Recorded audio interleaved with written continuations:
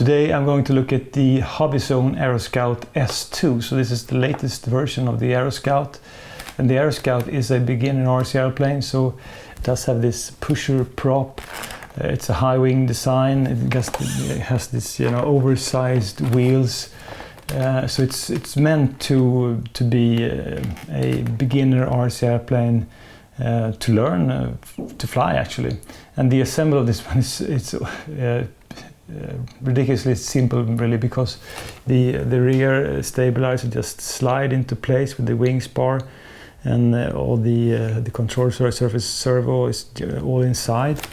The main wing is held by 3 screws, and these landing gears, the rear ones are just slide into place and locks into place, and the front one you actually have to screw in. So it's a really simple design, easy to get together, easy to disassemble. And this is the BNF version, so of course I had to provide my own battery and transmitter, but I'm running this on my NX10, and I have a lot of batteries. And this is also a top feeder, so the battery hatch is held by a magnet. And there's a space inside, so you can actually fit a 2200 3S battery in this one. But they have to be more or less the 30C range, because I've tried the 50C batteries and they are just too long, so it's difficult to actually close this hatch. But without further ado, let's go out and do a Maiden on the Aeroscout, and let's talk more about it later. Here's the Aeroscout S2, and this is my first pusher prop driven RC airplane. And I have this lovely morning and no wind, so I suspect this Maiden to go, really easy. So let's try to get it up in the air.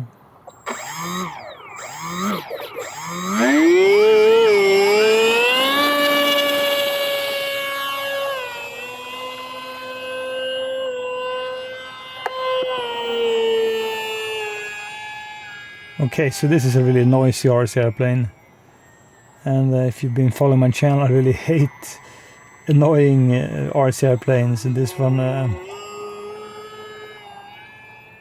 I'm actually pushing the throttle, it does scream, and in my ears it just sounds really bad.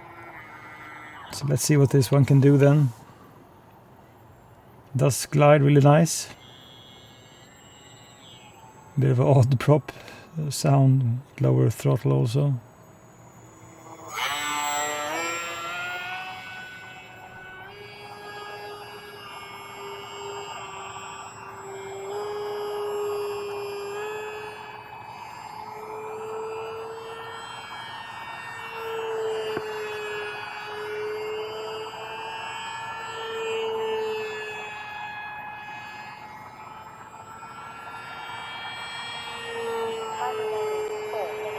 So it will do a loop, not the fastest and snappiest loop.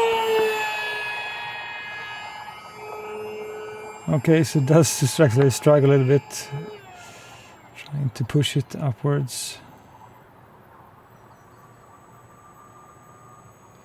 So in order to do things, I feel like I have to really push the throttle and then have this super annoying sound, but let's just go full speed.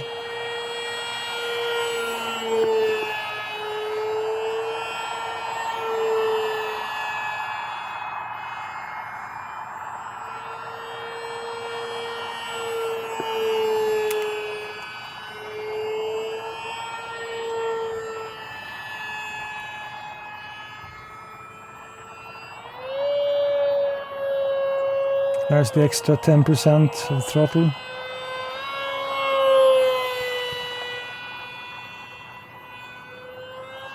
At full power, it does feel speedy and quite agile. So the last 10% of throttle does actually make a big difference in how this one can be flown.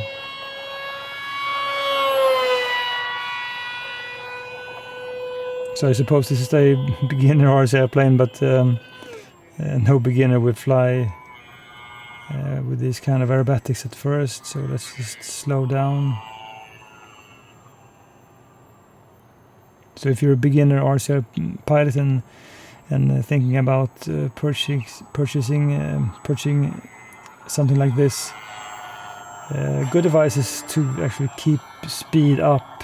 You don't have to go really fast, but you actually have to have some throttle before, because RCR planes, they do like speed in the wings that have air flowing under them.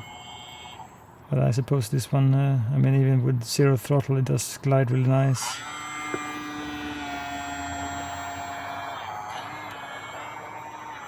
And thanks to the design where you don't have a prop at the front, I suppose this one will, you know, even take a crash or two.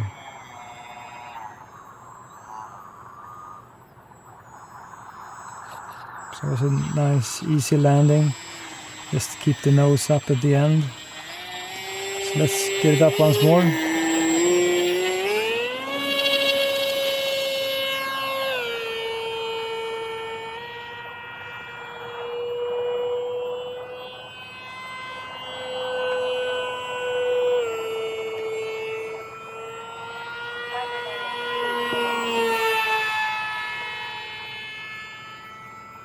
So if you're excited when you hear something really roaring, I think this plane will actually tick a couple of boxes, because it is roaring to me in an ugly way. To you it might sound, you know, kind of exciting.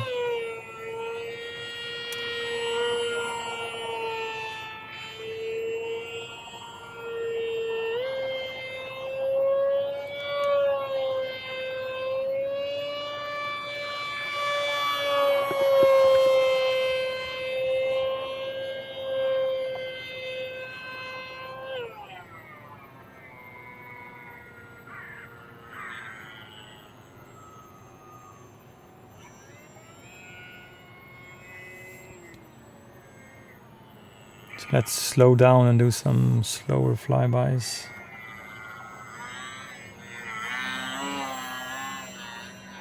I'm not using safe, so it's only me flying the RCR plane. Of course, AS3X is active. I think this is, well, it's quite predictable, and I don't want to really stall. These wheels are really big, so landings will be forgiving. Okay, it's a bit of an accident landing, but it's on the ground. Ground handling appears to be okay. So that's the Aeroscout S2. It's an annoying sound, but you know, it flies good for a trainer. So what do I think about this Hobbyzone Aeroscout S2? First of all, I think the package is really nice. It is a durable RCR plane with these large wheels, the pusher prop mounted, so it's protected from when you nose down. It's a high wing RCR plane, so overall, from a beginner's perspective, a really nice one. It does also feature the AS3X and safe stabilization. So I mean, all the things are in place to make you learn how to fly an RCR plane. I don't think you will be intimidated by flying this one, because you can fly slow, and landings are really easy. And even if you have like rough landings or a bit of nose down, I think this one will survive nice. So the only issue I have with this one is that it's really screamy. So this pusher prop and quite small. It does scream when you fly. Of course, if you're in a location where there are lots of traffic noise or other noise, you will hardly notice it. But if you're at a quiet place, which I usually am, I'm really annoyed by the prop sound. So that's the big problem I have with this one. And if I would compare this one then to the Hobbyzone Apprentice S2, which is also a beginner RCR plane, I think the Apprentice S2 does have a nice motor sound. It is more or less as durable as this one. Maybe it's only the prop that can take a hit or two if you land on the nose. but the Apprentice is so much nicer sounding, and I think it's also easier to do aerobatics with the Apprentice. So this one you really have to push 100% in order to get this one moving, which to me is a little bit bad, because then you don't have any reserves. So I mostly like RC airplanes where you can do things on the 60 to 75% throttle range. But with this one you really have to push it in order to make things, but then it does them okay. So I mean, that's my thoughts about this Aeroscout S2 from Hobbyzone.